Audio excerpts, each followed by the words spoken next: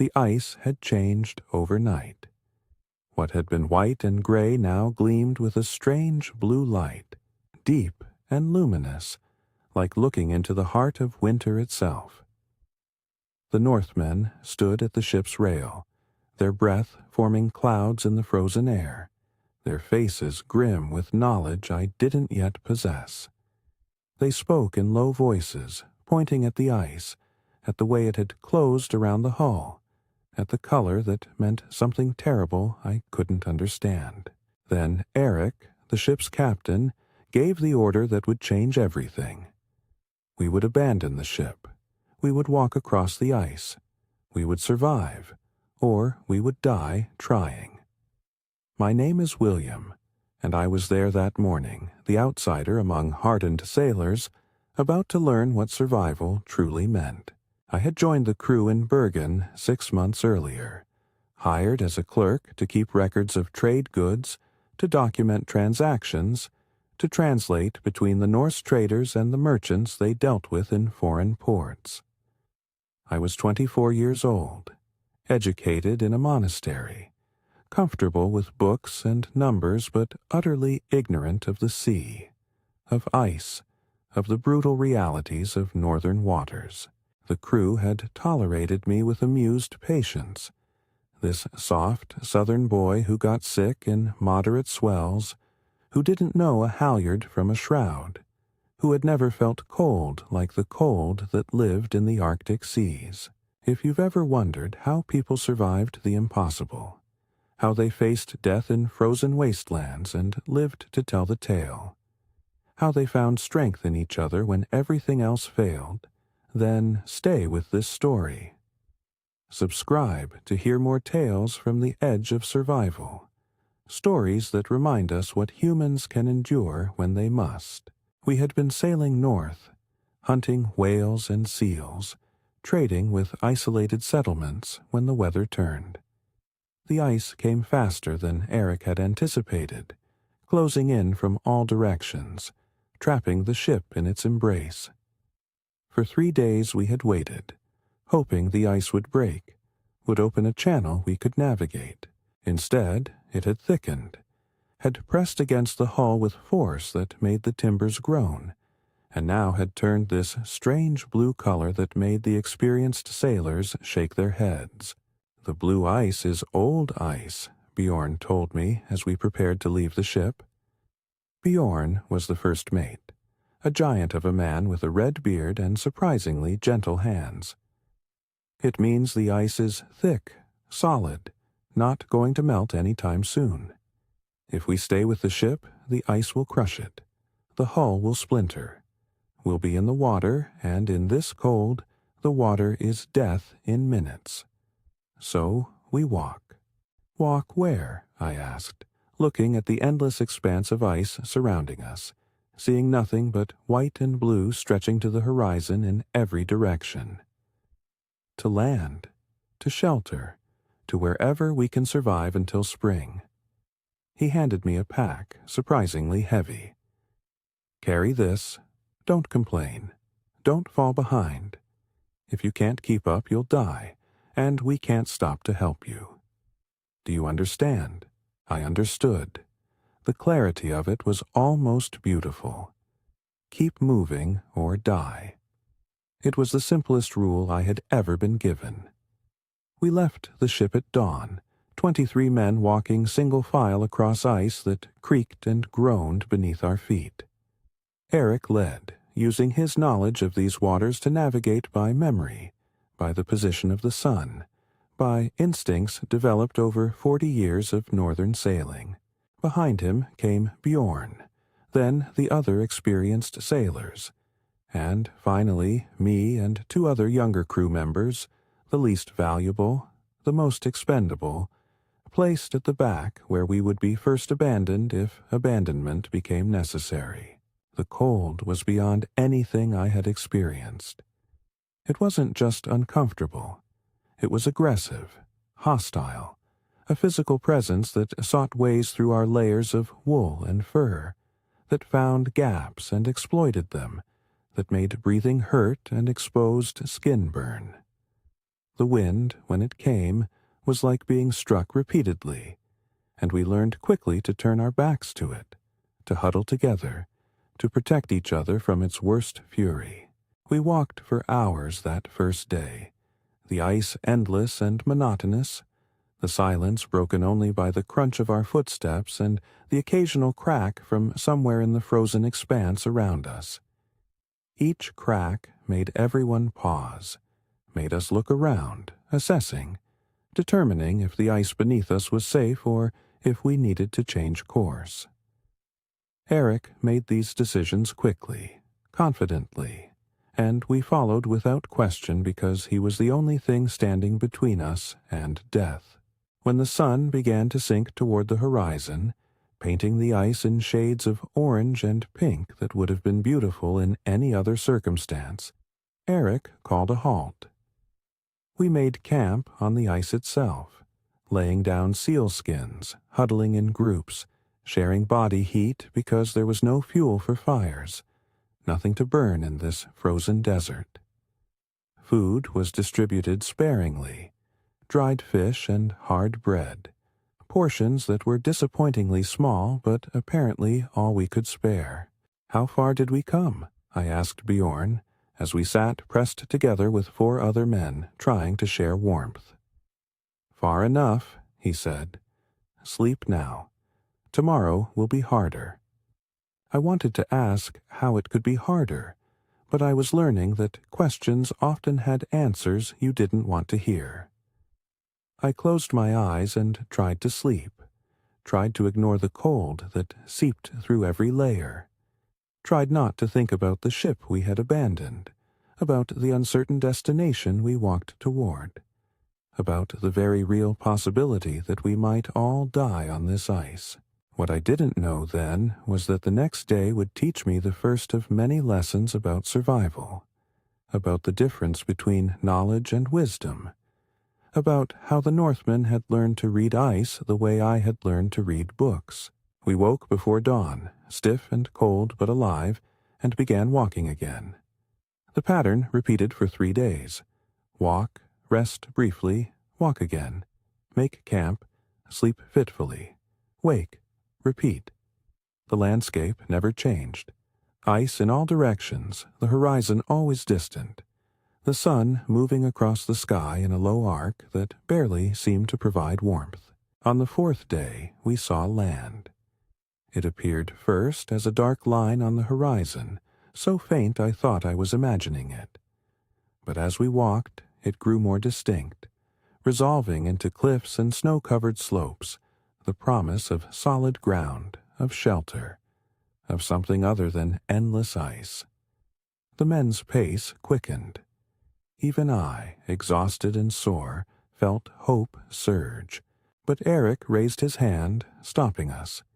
He stood staring at the ice ahead, his weathered face troubled. Then he turned and walked perpendicular to our previous course, leading us away from the direct path to land. Men muttered, confused, but followed. I fell into step beside Bjorn. "Why are we turning?" I asked. "The ice ahead is bad. Eric can see it. You can't yet, but you'll learn." How can he see it? The color, the texture, the way the light reflects, the small cracks. 100 signs that tell him the ice is thin, unstable, will break under our weight. Better to walk further than to fall through. We walked for another hour parallel to land before Eric judged it safe to turn toward shore. And even then, he moved cautiously, testing each step, making us spread out so our weight was distributed, moving one at a time across sections he didn't fully trust. It took hours to cover the final distance, hours of careful, nerve-wracking progress. But eventually, we reached solid ground, scrambling up onto rocks that felt impossibly stable after days on shifting ice. We made camp in the lee of a cliff, finally able to build a fire using driftwood we found scattered along the shore. The warmth was glorious, painful almost, as frozen extremities began to thaw. Food was prepared, a proper hot meal, and spirits lifted. We had survived the ice crossing. We had reached land. We were alive. But as we sat around the fire, Eric's face remained serious. Bjorn noticed and asked what troubled him. Eric pointed toward the interior of the land, away from the coast. "We need to find the people who live here," he said. "We need shelter, supplies, help. We can't survive the winter on this coast with what we have. The ship is gone. Our supplies are limited. Without help, we'll die before spring." "Are there people here?" I asked, looking at the barren landscape, seeing no sign of habitation. "There are always people," Eric said. "Even in the most remote places, people find ways to survive. We just need to find them." The next morning, we set out inland, following what might have been a trail or might have been simply the easiest route through the terrain. The land here was harsh, rocky, covered in snow, with sparse vegetation clinging to sheltered spots. We walked for hours, seeing nothing but wilderness. Then we saw the smoke.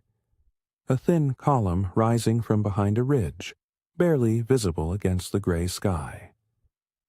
Eric smiled for the first time since the ice had turned blue. "People," he said simply. "Let's hope they're friendly." We approached carefully, making no effort to hide ourselves, wanting to appear non-threatening. As we crested the ridge, we saw the settlement, and my first thought was how small it was, how humble. Perhaps 10 structures, low and built partially into the earth, smoke rising from roof holes, a few figures moving between buildings. This was civilization in its most basic form. Humans sheltering together against a hostile world. The people saw us at the same moment we saw them. They stopped, watching. We stopped, waiting. Then an older man emerged from the largest structure, and Eric walked forward alone to meet him. They spoke, though I couldn't hear the words. Eric gestured at our group, at the coast, explaining something. The older man listened, his face unreadable.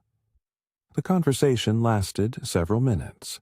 Then the older man nodded, gestured for us to follow, and we were welcomed into the settlement. The people here called themselves Inuit, though Eric said they used a word that meant the people, which seemed appropriately simple and profound. They spoke a language I didn't know, but Eric knew some of it, enough to communicate basics, and one young man named Anuk spoke a mixture of Norse and his own language, having traded with Norse sailors in the past. Through this combination of languages and much gesturing, we began to understand each other. The leader, whose name was Avatak, made it clear we could stay, but we must work. There would be no passengers here, no one who didn't contribute. Everyone agreed immediately. We were assigned tasks integrated into the community's routines. I found myself working alongside a woman named Sila, helping to process sealskins, scraping away fat and flesh, stretching and drying the hides. It was hard, smelly work, but Sila was patient with my clumsiness, showing me again and again how to hold the knife, what angle to use, how to tell when the hide was properly cleaned. The settlement operated on principles I slowly came to understand. Everything was shared, but sharing was based on contribution.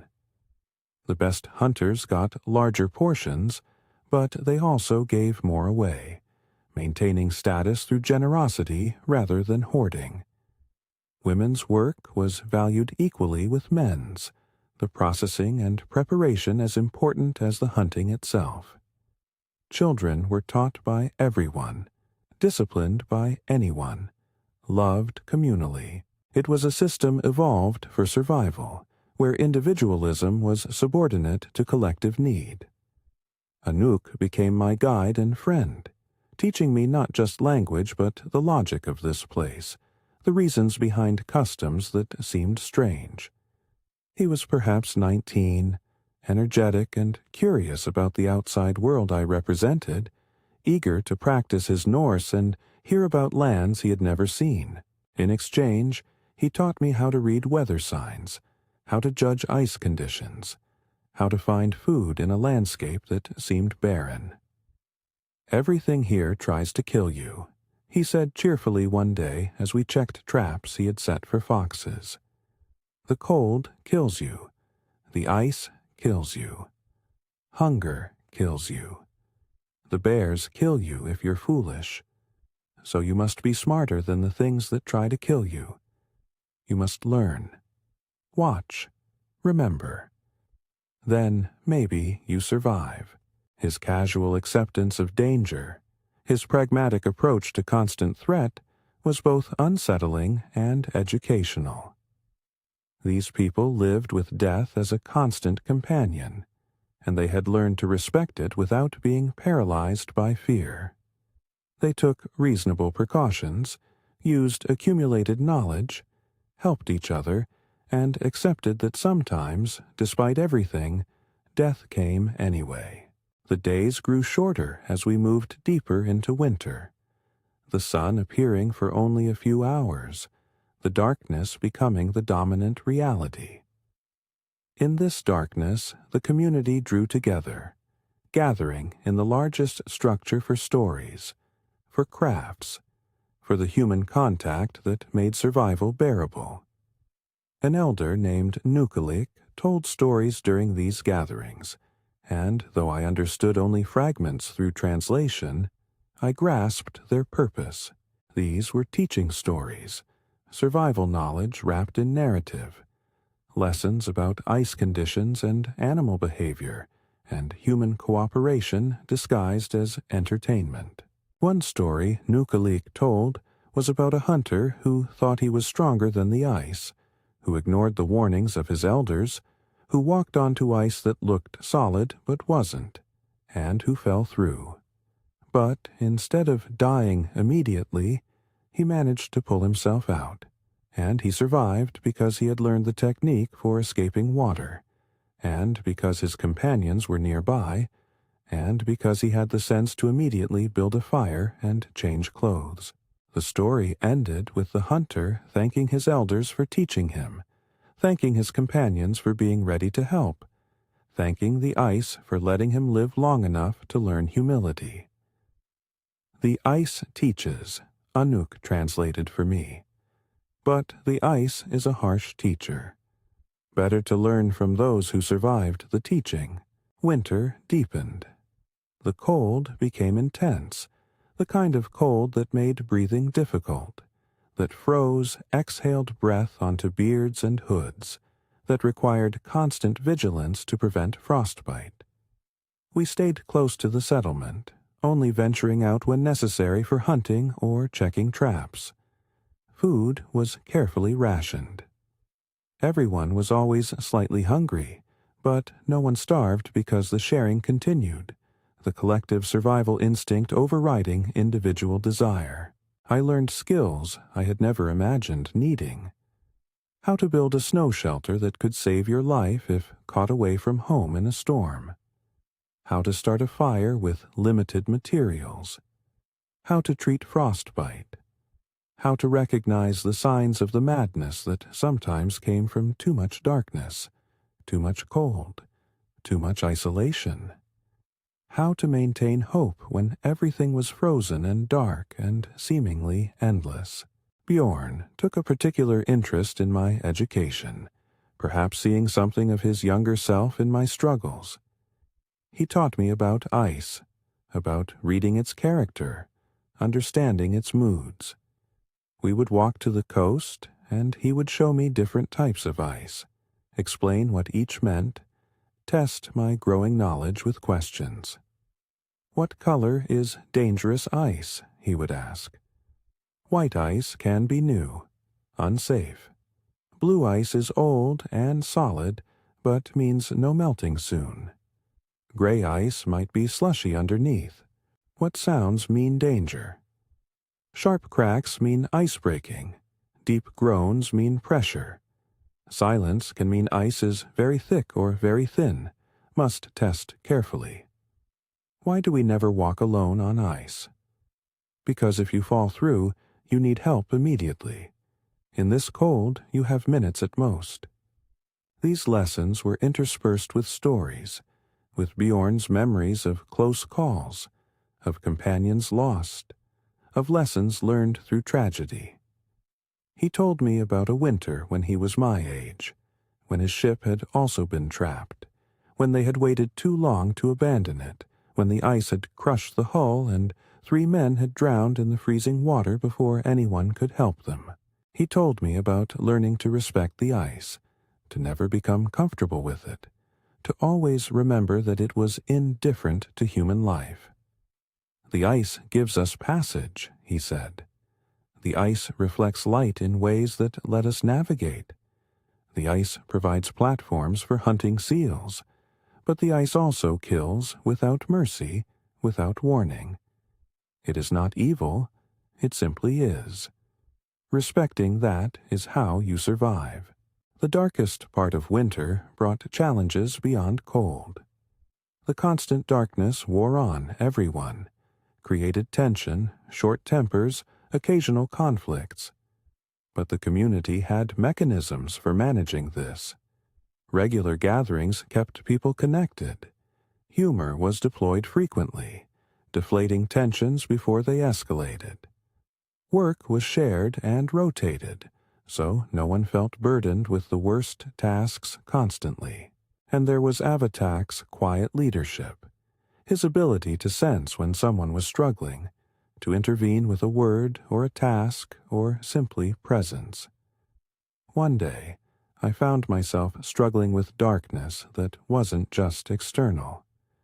A hopelessness had settled over me, a conviction that spring would never come, that this frozen darkness was now permanent, that I would die here having achieved nothing, having learned nothing important. I sat alone in a corner, unable to work, unable to eat, unable to find purpose. Saila found me. She sat beside me without speaking, her presence calm and solid. After a long silence, she spoke, and Anuk translated later when I asked what she had said. The darkness always ends. Always. This is the promise. But while darkness is here, we must keep the light inside ourselves. We must remember spring, even when we cannot see it. We must hold hope, even when hope seems foolish. This is the work of winter, the real work. Not just surviving the cold, but surviving the darkness in our hearts. You are learning this now. It is a hard lesson, but an important one. Her words, delivered with such certainty, such quiet strength, pulled me back from the edge of that internal darkness. I returned to work, to routine, to connection with others. And slowly the internal winter began to recede, though the external one continued. Then came the storm, the crisis that would test everything we had learned, that would bind our group of shipwrecked sailors to this Inuit community in ways that went beyond temporary shelter. It began with a change in the wind, subtle but significant.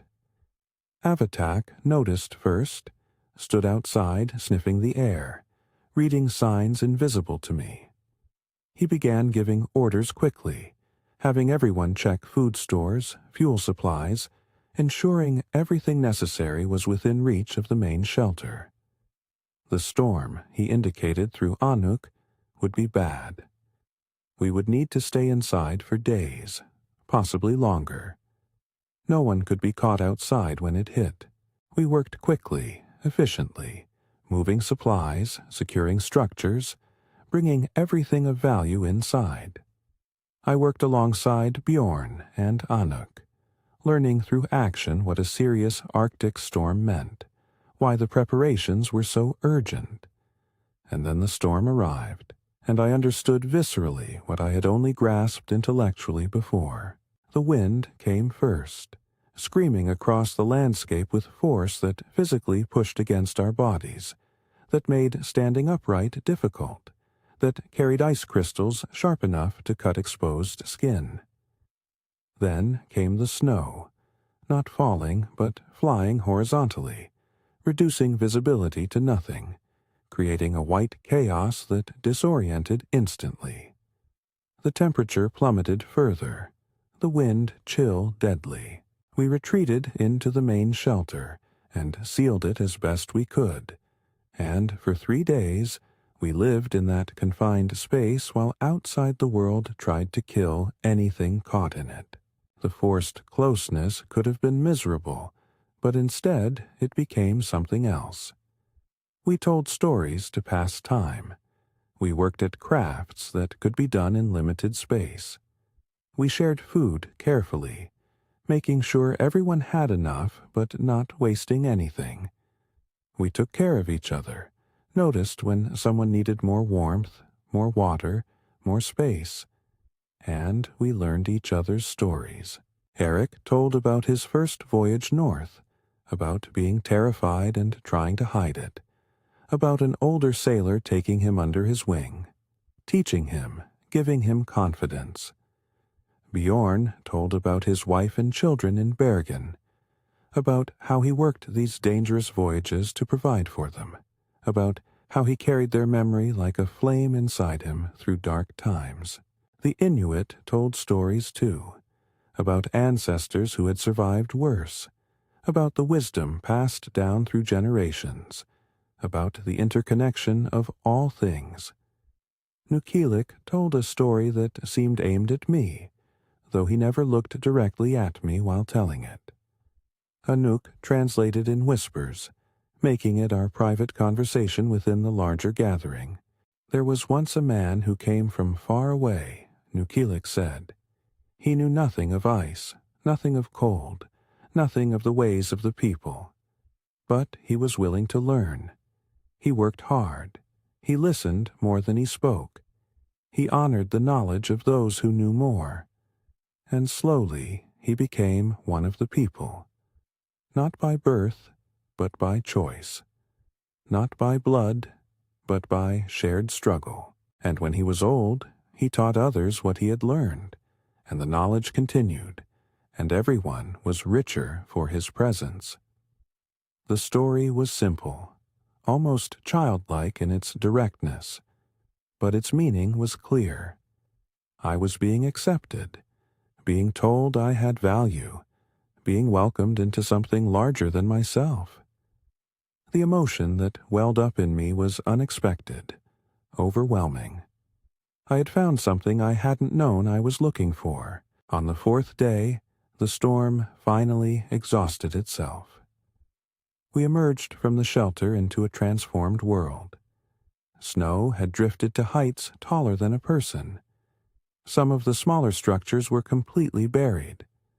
The sky was heartbreakingly clear, the sun brilliant, the cold so intense that breathing hurt. We began the work of digging out, of checking for damage, of returning to normal patterns. But there was a problem. One of the storage structures, partially collapsed under snow weight, had been damaged. Significant amounts of preserved food were exposed to the elements, potentially ruined. If the food was lost, the community would face genuine hardship before spring, would risk starvation if hunting proved difficult. Avatak's face was grave as he assessed the damage. Everyone immediately began work on salvaging what could be saved, on protecting the remaining food, on repairing the structure. I worked alongside Saila, moving frozen fish, checking for damage, trying to undo the destruction the storm had caused. It was exhausting, cold work, made more difficult by the deep snow. But it was also necessary work, survival work, the kind of work where failure meant death. As we labored, I noticed a young boy, perhaps 8 years old, playing in the snow nearby. He was Avatak's grandson, curious and energetic, temporarily unsupervised while adults focused on the food crisis. He had wandered toward the coast, toward the ice, and I saw him step onto what looked like solid snow, but was actually a drift covering a gap between shore and sea ice. He broke through instantly, disappearing into the snow, and I heard his cry of surprise turn to fear. Without thinking, I ran toward him, shouting for help. I could see where he had fallen, could see the snow still settling.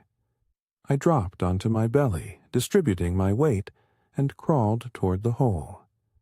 His hand appeared, grasping, and I grabbed it, holding tight, trying to pull him up. But he was stuck, wedged in the narrow gap, and I wasn't strong enough to lift him alone. Then Bjorn was there, and Anuk, and others. Ropes appeared. Hands reached down. Together we pulled the boy free, gasping and crying but alive, unharmed except for fear and cold.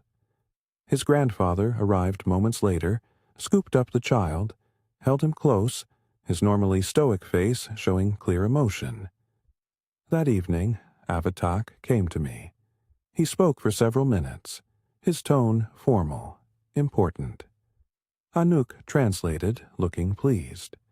Avatak says you saved his grandson's life.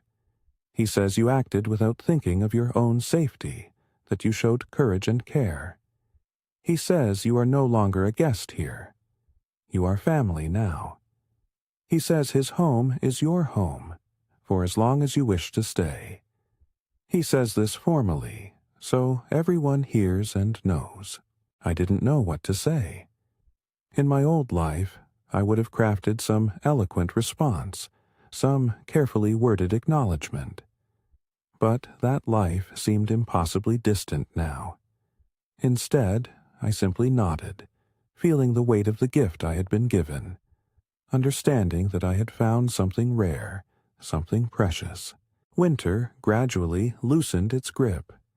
The days grew longer, the sun climbing higher in the sky. The cold remained intense, but there was a quality to the light that spoke of coming change, of the inevitable return of spring. We began preparations for the seasonal transitions, for the hunting that would come with melting ice, for the return of migrant birds, for all the abundance that summer, brief as it was, would bring. Eric gathered the crew one day and presented a choice. A trading vessel would likely come through in late spring, heading south.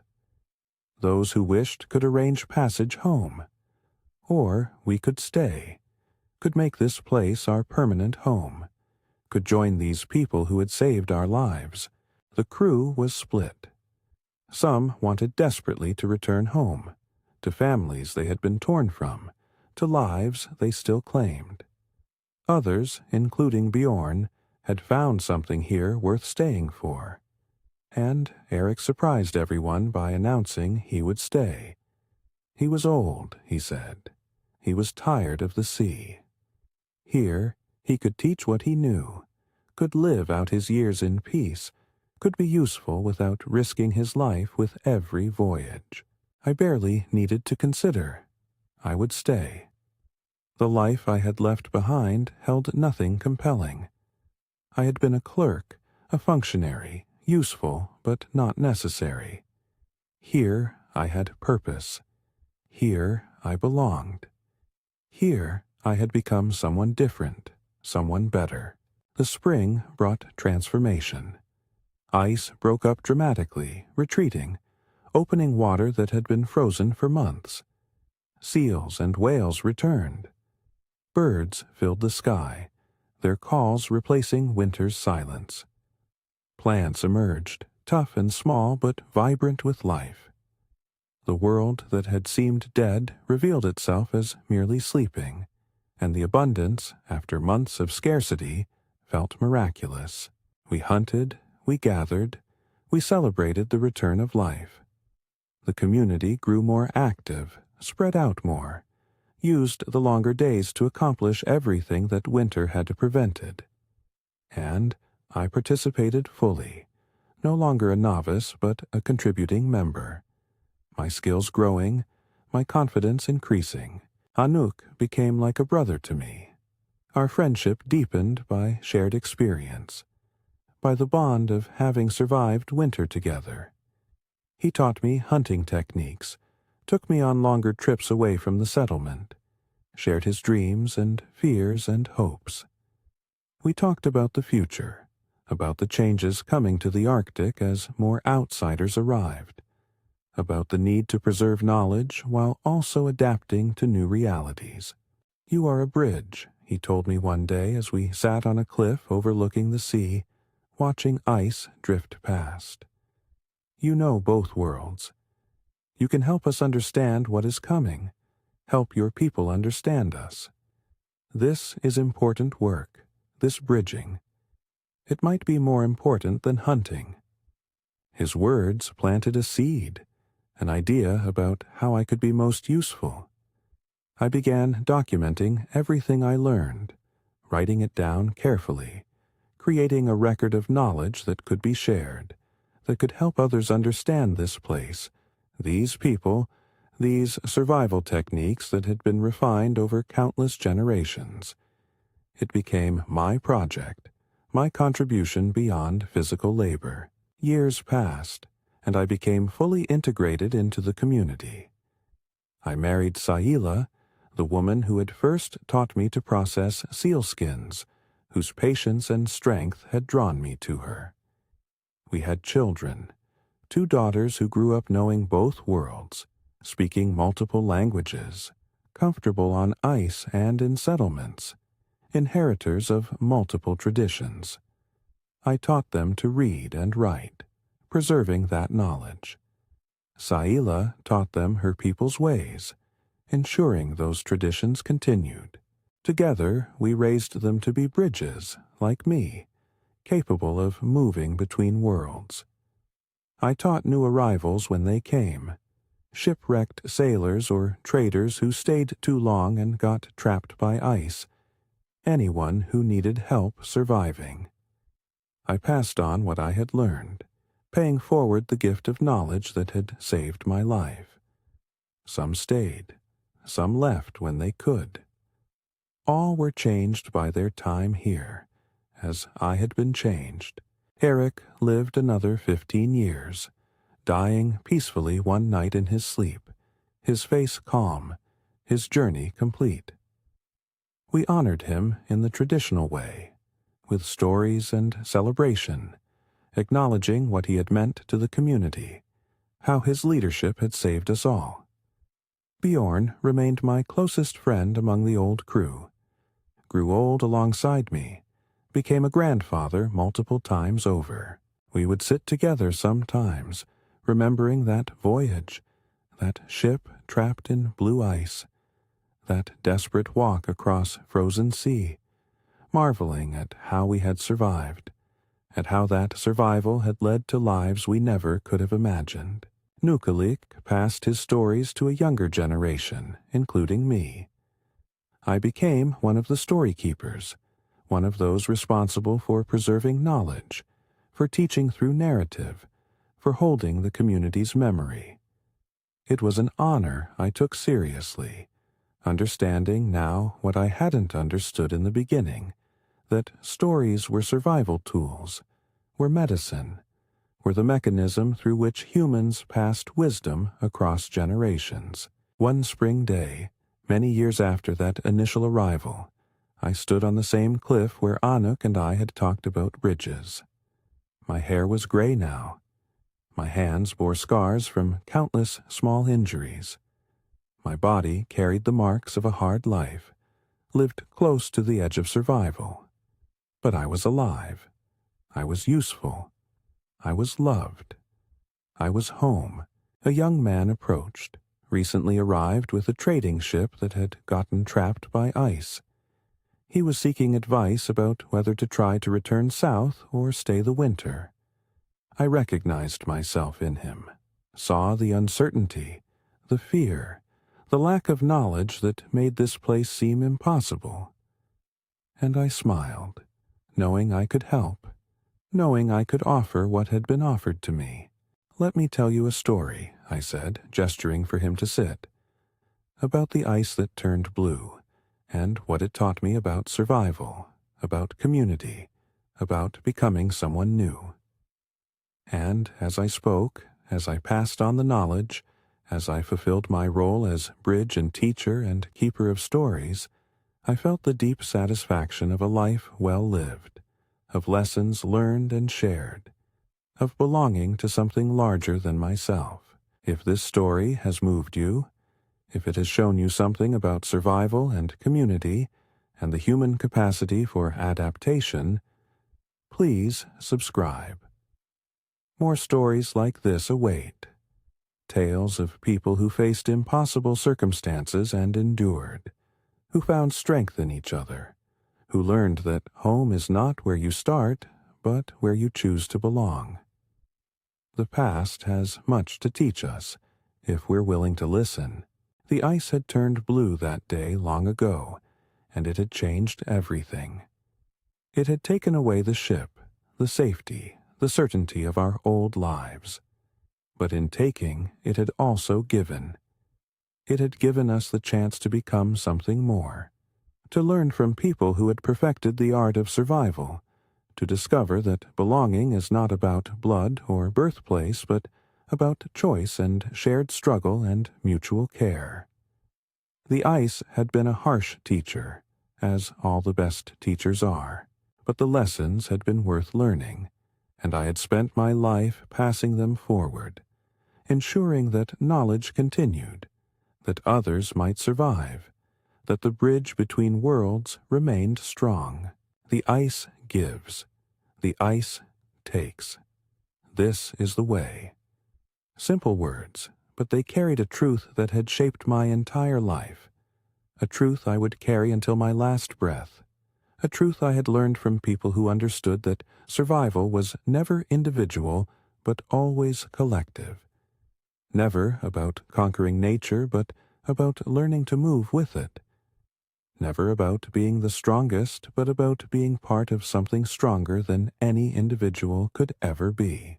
And that truth, learned on frozen seas and in Arctic darkness, taught by people whose names most of the world would never know, had made all the difference.